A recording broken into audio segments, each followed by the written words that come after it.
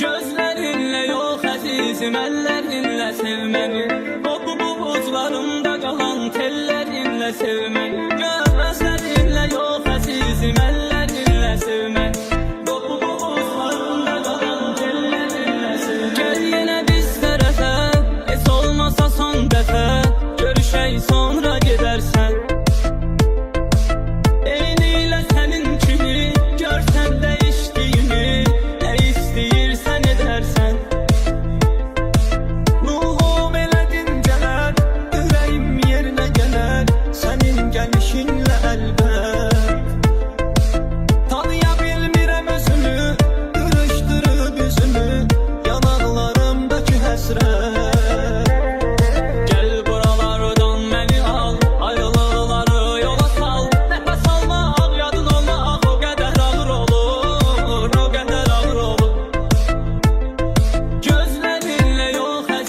Ellerinlə sevməni, o buzlarımda qalan tellerinlə sevməni. Gözlerinlə yox əzizim, ellerinlə sevməni. O buzlarımda qalan tellerinlə sevməni. Gözlerinlə yox əzizim, ellerinlə sevməni. O buzlarımda qalan tellerinlə sevməni. Gözlerinlə yox əzizim, ellerinlə sevməni.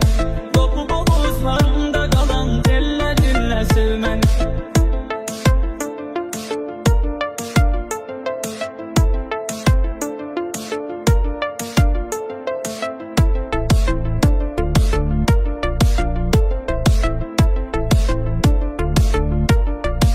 Söylədim ki çəkməyəm, bir sabah sənə dönəcəm. Bu sabahlar niyə bitmir? Getmisən indiyədək, uşaqlıq eləyir ürək, heç doğmalarımı eşitmir. Bir də şans verib bizə, hər şey sevgimizə, qurban etsən sən edərsən. Gəl bir açaq səhəri, gözləmə deyənləri, peşman etsən sən edərsən. Gəl buralardan məni al, ayrılıqları yola sal. Nəfəs almaq, yadın olmaq o qədər ağır olur, o qədər ağır olur. Gözlerinlə yox əzizim, ellerinlə sevməni. O buzlarımda qalan tellerinlə sevməni. Gözlerinlə yox əzizim, ellerinlə sevməni. O buzlarımda qalan tellerinlə sevməni. Gözlerinlə yox əzizim, ellerinlə sevməni. O buzlarımda qalan tellerinlə